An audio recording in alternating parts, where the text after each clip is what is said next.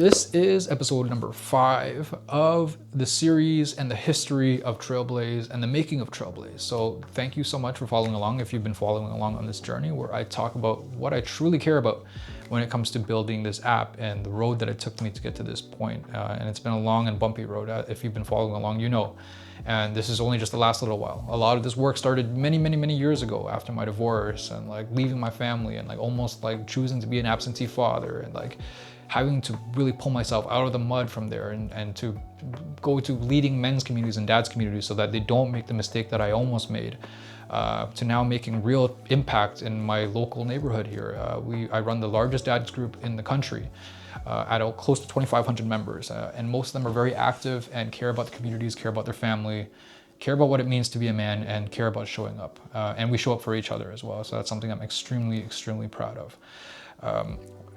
Where I left off the last episode, I was talking about taking a leap of faith. All right, faith is so important. I saw a really interesting quote today, and it's fear and faith both require you to trust in something that you cannot see. So choose wisely. If you don't really fully believe in what you're doing, and you're going all in anyways, you're always gonna have this feeling of like misalignment. So I have to truly believe in everything that I'm doing to be able to succeed at this. So I had to really align myself with the mission. As a CEO, it's your job to set the mission of your business, the mission of your corporation, of your entire existence, what you do, who you serve, and why you do it. And I think I set that vision for myself, and every day I wake up with that vision. And if I have employees one day, like this is the vision that I'm gonna put forth. And my mission is that I wanna help 1 million people live lightly, live more light in their life so that they can make better decisions, so that they can show up to their responsibilities without losing themselves. Very important to me. So that's my North Star. That's what's keeping me going and anchored. And that's what I choose to go forward with. So the next part of everything so far is now building. Okay, so now I have this vision and I'm going all in and I'm all excited now. What do I do? Where did I leave things? So everything was just left on Replit and I was paying per month for it. So I left it on Replit on cold ice basically for like 3 months, paying like about $25 a month just to keep it up there. Because Replit was saying, hey, if you unsubscribe to us, you're gonna lose all your code. So I'm like, man, what do I do if I lose all my code? I have to start over again. But then I learned about how to back up code. So I was able to go into Replit. Now I learned how to back my code up on my device. So I backed it up on my computer. I uploaded it to Google Drive and I could get it onto GitHub now. And then now it's on GitHub. And then from GitHub, it basically acts like a gateway where other things can now access it. So I took things off Replit successfully. And I was and then I took it into my computer. And then now I'm able to let Replit go. Okay, so thank you, Replit. You were so great to me. You helped me get such a great head start on my app. But I had to take a leap of faith on another solution because I was having too many bugs with Replit. And even though it was great that the staging and the development area were side by side, that was also very problematic and was having issues as well. And I'll tell you why and how I fixed those issues in just a second. But because at this point, it's already like early March, like late February, I'd taken a trip to Costa Rica and like that really helped me like really get back to myself, realize what was really important to me, what I was gonna do with my life, and just clear my head and just have fun and just be in the moment. Because like I booked a trip to go away after I found out I was losing my job because I just needed to get away. I needed to process this and I needed to be away for a bit. So I went by myself, I went on a solo trip and it was a really incredible time and I met a lot of incredible people doing a lot of incredible things and I journaled a lot the entire time. But I came back I thought I was gonna have a lot of answers when I came back, I didn't, right? So I came back and that's when I started talking to Roberto, the coach. So I came back relaxed and able to like at least think about the life that I wanted. I think that was important. So the trip to Costa Rica helped me really have a vibe and a sense of the life that I want going forward. And that life going forward, I knew for sure at that point was not working 80 hours a week, just editing videos all the time. Like I hated doing that. And I did not want to do that. So I just decided that, okay, at least I know that. So when I talked to Roberto, I told you everything I just told you in the last video, it led me now to here. All right, so I'm pulling things off Replit, moving things onto Claude Code, because at this point, Claude Code is the cat's meow when it comes to vibe coding apps. So it was not very easy getting stuff onto Claude Code. Claude Code is where you can develop your app, yes, But if you were to stage it somewhere, like how I was staging it on Expo Go, it's still being staged on Expo Go, but because Claude Code is not directly connected to Expo Go, you had to connect it to a bunch of different other agents. And I'm like, I don't know where to begin when it comes to connecting agents together, nor do I know what these agents even do. So, a little bit of just working with Claude. At this point, I've dropped OpenAI and I'm working with Claude just like everybody else is. So Claude talked to me through a process here of like, okay, this is what this piece does, and this is what this piece does, and this is how you connect them all together. And then once they're all connected together, this is how it works. So I'm like, okay, super overwhelming. And every time I get overwhelmed with tech stuff, because again, I'm not a developer, I always tell it to, okay, explain that to me again, step by step, but for dummies. Like literally, like if you search through my AI, like history, like you're gonna see the word for dummies show up like literally like a million times. But I guess that's my hack. That's what gets me ahead, right? Because I refuse to just be like, give up, or I refuse to go hire someone else to learn it for me, because I do enjoy the process of learning. So I learned the stack, right? So I needed the right stack to be able to build this solution that, that I had before, which was like, you have a development, it makes the changes for you. You're able to send this changes to a staging environment. You can see it, you can play around with it a little bit. If whatever you don't like, you tell it back again, then you loop again through the development to staging, right? And then when you're ready, you get it out for testing. Which I actually did get my last iteration when I was on Replit onto the Google Play Store. So that was great experience to figure out how to actually get something on the Google Play Store, at least at the testing stage. So I'd have to do that again with this new iteration on Claude Code. So I'm working on Claude Code for a little while. I built this stack, and the stack was, again, using Claude Code to post changes to GitHub, right? So first, Claude Code, you do all your development. Am I moving left to right? Yes, left to right on the screen. So Claude Code here, you move it over to GitHub, which is like basically you're just gonna like kind of compile all your code together. And then GitHub sends it up to something called Railway, right? So Railway is like an intermediary that moves things from code onto a staging environment, okay? So Railway works with the Expo Go. So every time you do a change, it has to go through these 3 stages. And once it reaches that 3rd stage, and everything's done on terminal too. And terminal is like MS-DOS, right? So if you're as old as I am, you remember probably working with MS-DOS as a kid, where you're doing like cd ... You're putting like directories in, and you're running certain commands from terminal to operate Claude Code. Again, another reason why vibe coding is not that easy, right? So if you don't have that background, like it could be a little bit foreign to you, you'll have a bit of a learning curve when it comes to Claude Code. But thankfully, when I was young, when I was around like 12, 13, like I had uncles who were like computer nerds, so they would actually teach me how to use they would teach me how to use MS-DOS. So I had a little bit of experience in working something like a terminal environment. And I had a little bit of experience too when it comes to like HTML coding and stuff like that, because I used to like have Asian Avenue and I would have an account on there. So this gave me at least a baseline, like literally like a 10% knowledge of like coding. So I did that for a little while, and in one night, I spent the entire night, like hours, trying to figure out this stack. And there was errors too, of like things not connecting, or like when things were going to Railway, deployments were failing. I'm like, what the heck's going on? Because again, you had to attach API codes to things, and then you have to attach now to Anthropic, not OpenAI. So I switched the brain from the app from OpenAI to now Anthropic, right? So I think Anthropic just has a better engine for what I'm trying to build. So now I have to find an API key from Anthropic, now bring it into my coding on Railway, and my coding on GitHub, and just programming it into Claude Code as well, so that it can pull from the right API keys. And all this was, man, it was frustrating, right? It was bringing up that trauma that I had, that my entries kept on getting deleted in Replit. I was like, man, what if this is an even worse solution and I can't even build it now? I can't even go back on Replit. But I was able to figure it out, thank God. When my first deployment went through, and I was like, dude, finally, because I had to like set up an API Anthropic account, pay money into it so that it can, like, every time the tokens go through, that has to use the wallet, and like I have to pay for these generations, of course. So I set that up, got the API keys in, the deployment worked, and then finally the app showed up again on my phone, and I'm like, oh, we're back, we're so back.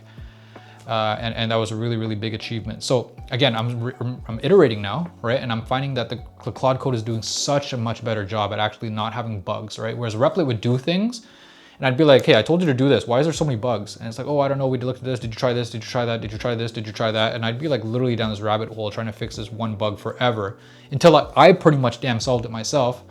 And then I told Replit, and I had to literally tell Replit what I did and like what worked. So like that was very frustrating. Like, you want a system that you're working with to be able to like make these changes for you. I can see how frustrating it would be to like literally work with a developer from another country. Maybe there's a language barrier, or they don't understand your requirements, and like you're going back and forth, and there's different time zones, and like I would literally pull my hair out for sure. But this, like working with an AI vibe coding system, is just so much easier, that process. There's like instant feedback and you're going back and forth. So like that's, oh, thank God. And it's like literally a fraction of the cost too. It's like, what an unbelievable time we are living in.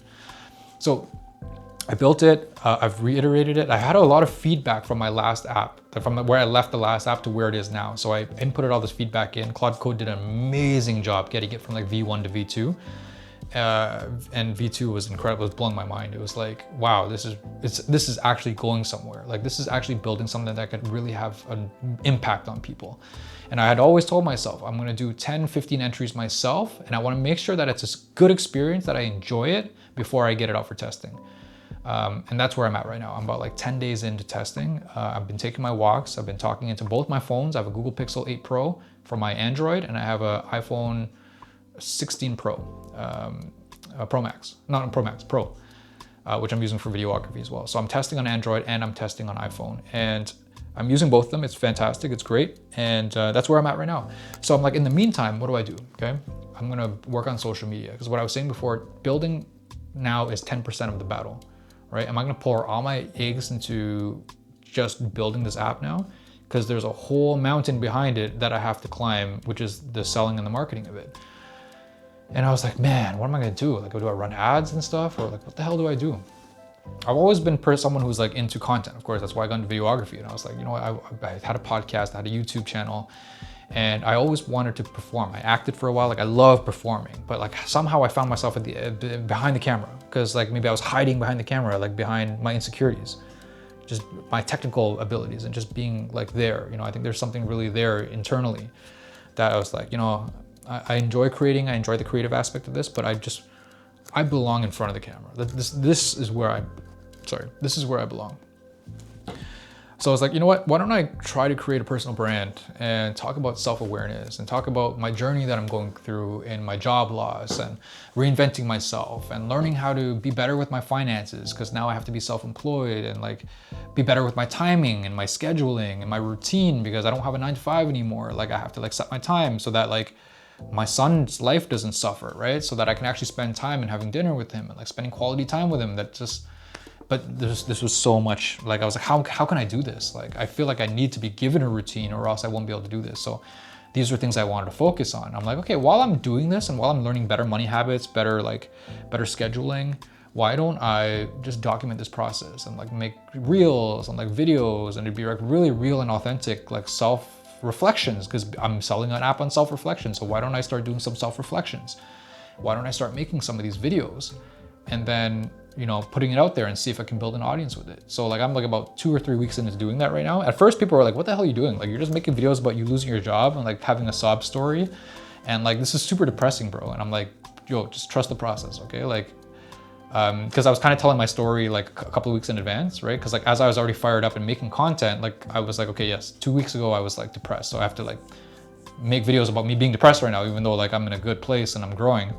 So that was just a bit of storytelling, right? Storytelling of like my journey and like where things are going. In fact, actually, like I tell my friends sometimes, like I feel like I jumped out of depression so fast, if you're following along in the content.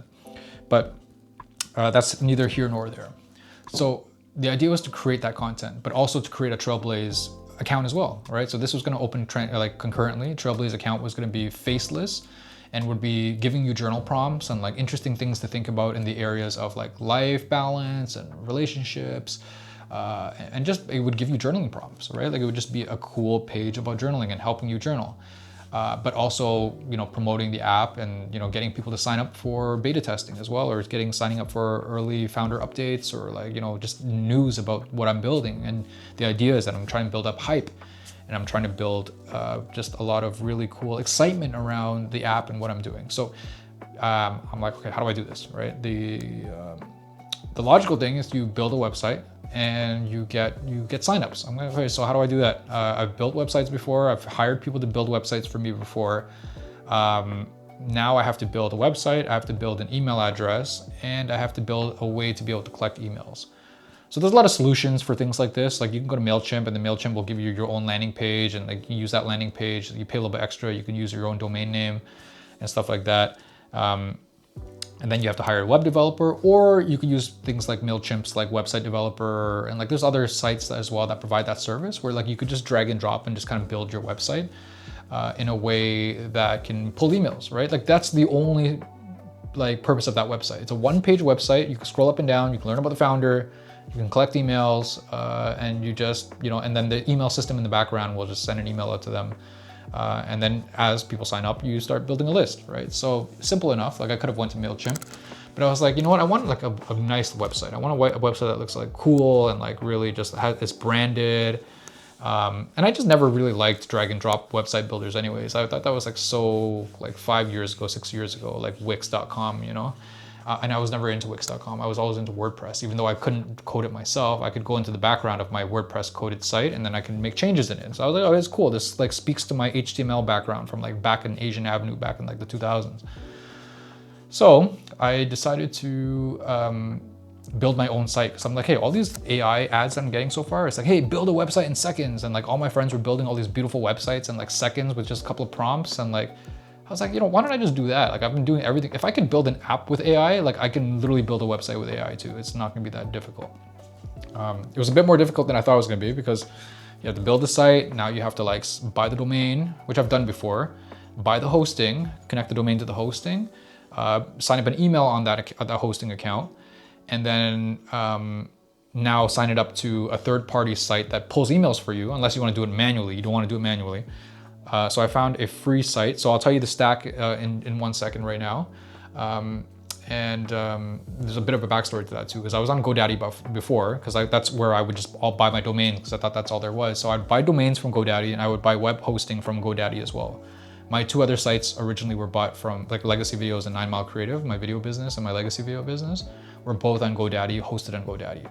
The problem with GoDaddy is that GoDaddy is freaking expensive. Like, I don't know why, but like it's gotten so much expensive over the last couple of years, especially the hosting component.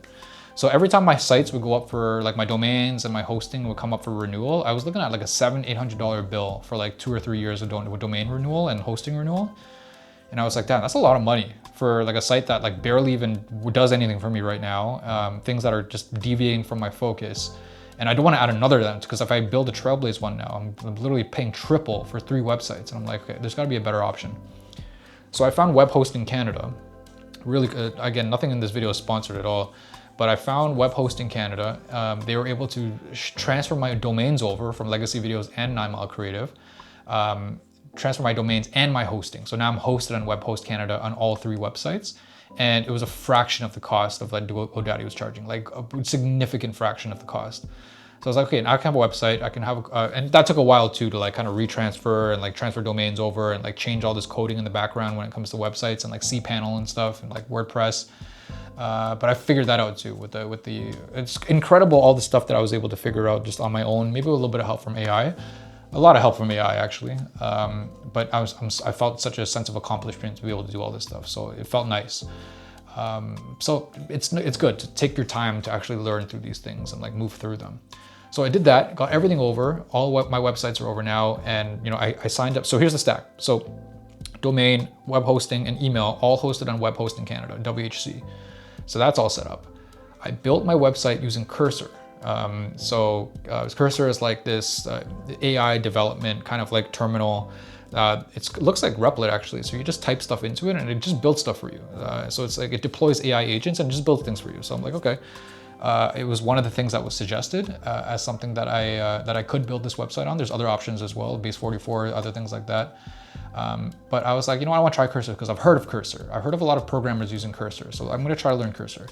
So I went to Cursor. I paid for 1 month for Cursor because like you have a very small amount of credits you can use in a day for the free version. And then once you hit that credit, you actually have to, it's not like ChatGPT where you wait till the next day. You have to wait till the next month to get more credits for your free plan. So I was like, you know what? I can't do this. I'm going to invest $25 into building this website right now. So that's what I did. I signed for 1 month.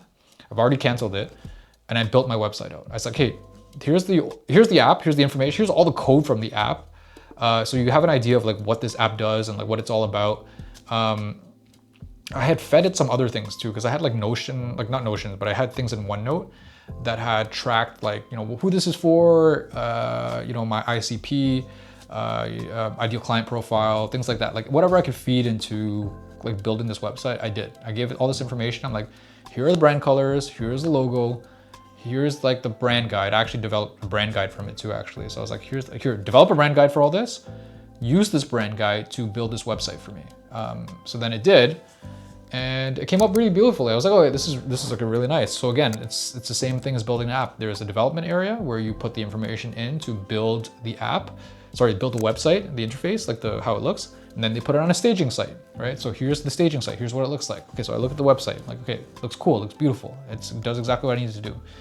I went to, I think it's freewaitlist.com. I think it's free waitlist. I gotta double check. I'm gonna put it in the description. And what this site or third party does is it collects emails for you, right? So it gives you a code that you can embed into your website. And then when people type in their emails, it will redirect into your email. So you'll get an email that says like, this person signed up for your waitlist, and then it'll email the person saying, hey, welcome to the waitlist. You've joined the waitlist, okay? And it's free, right? Up to a certain amount. I think it's up to like 1,000 emails. So it's like pretty good for someone starting off like me.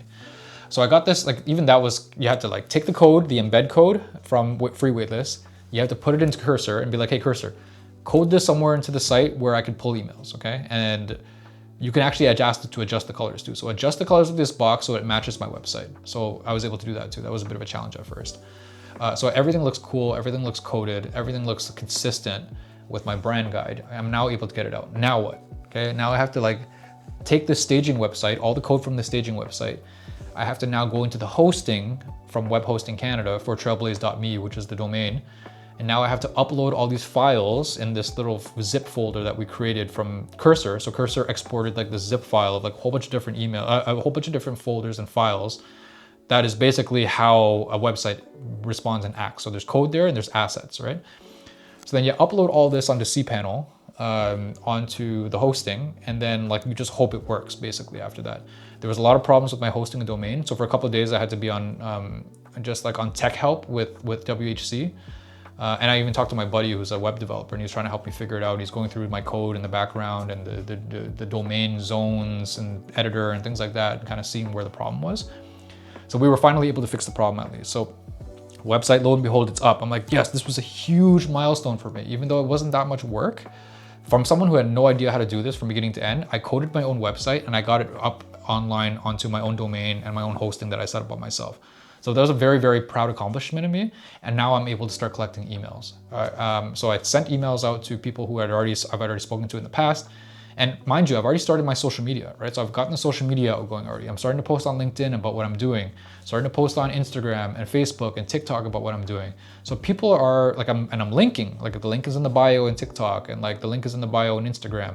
And I'm able to put links in stories now. So like people are clicking the links now. People are clicking on my Facebook, people are clicking on my LinkedIn, and my email list is building. And in fact, I'm actually starting to get some from strangers now. I don't even recognize some of these emails. So they're coming in from my social media now, which is great because strangers are hearing what I'm talking about and they're interested in learning more about what it is that I'm building. So that is such a gratifying feeling.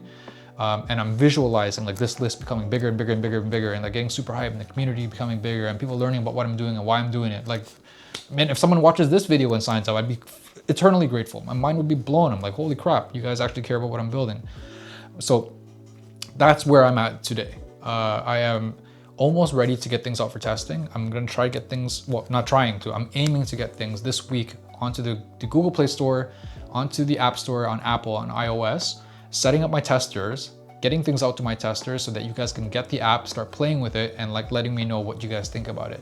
The next step after that, once testing is done, iterate, make all the changes that I think are gonna be good.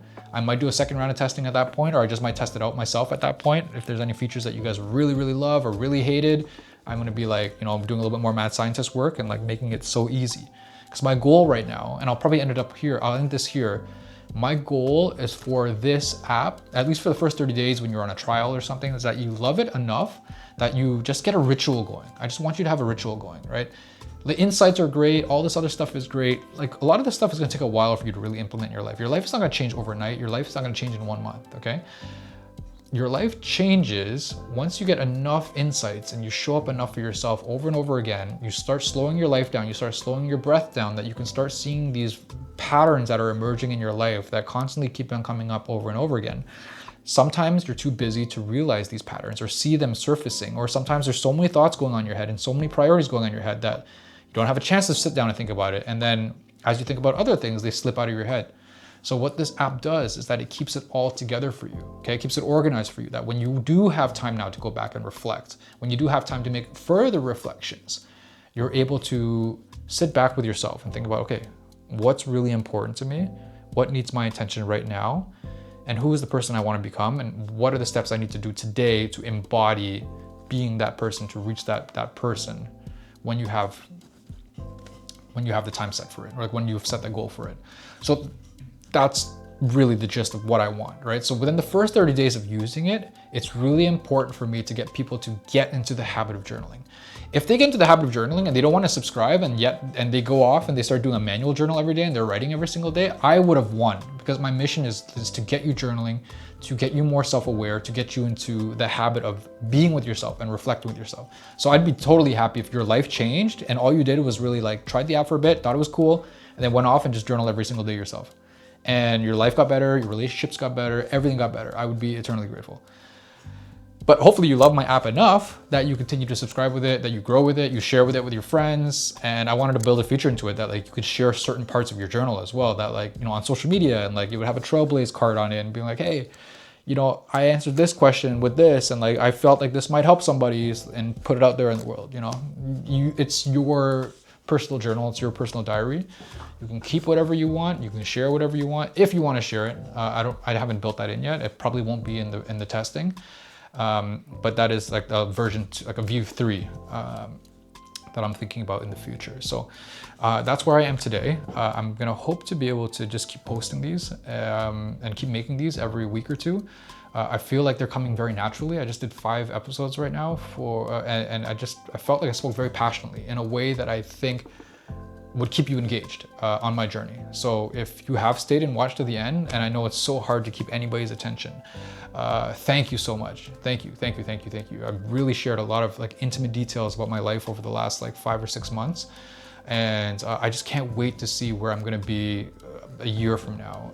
And if I'm gonna be able to do a successful launch, and being able to teach you guys the aspects of how to market and how to sell, how to build a community around what you're building, and you know, maybe finding investors and stuff like that. Like I don't know if that's in my future, but like it's just a part of the game, right? It's part of being a tech founder, and you know, spending time with all those tech founders at that Limitless retreat in Tulum made me feel like this is where I belong. I want to be respected within these circles. I know I can do it. I know I have what it takes to succeed, because my Vietnamese, I've proved that I could work 80, 90 hours a week. So I might as well do something that I truly care about, that I think is going to grow. So that's where I'm at. I'm fired up. You can tell I'm fired up. I don't need coffee. I don't need anything. I'm just literally just ready to go. I'm ready to work. And I'm ready to build, and I'm ready to change the world. So please come with me. I hope anything that I've talked about over the last little while is resonating with you, and that you're excited to try Trailblaiz out. Yeah, I'm just very thankful, very grateful that you're on this journey with me. So I really appreciate it. And you know, again, like, share, subscribe this with anyone who's going through a transitional period in their life, someone who, you know, maybe appreciates the act of journaling, the benefits of journaling, and maybe someone who is going on this big journey of self-discovery, or building this app, or building like a crazy project that they're doing that you know, they may need some companionship in doing so with, because I'm showing you the ins and outs, all the dirty parts, all the things that I've learned. So hopefully someone can take this information, and if they want to build their own app, that you skip a lot of the stuff and a lot of the headaches that I had. So thank you very much. And I will see you in a couple of weeks.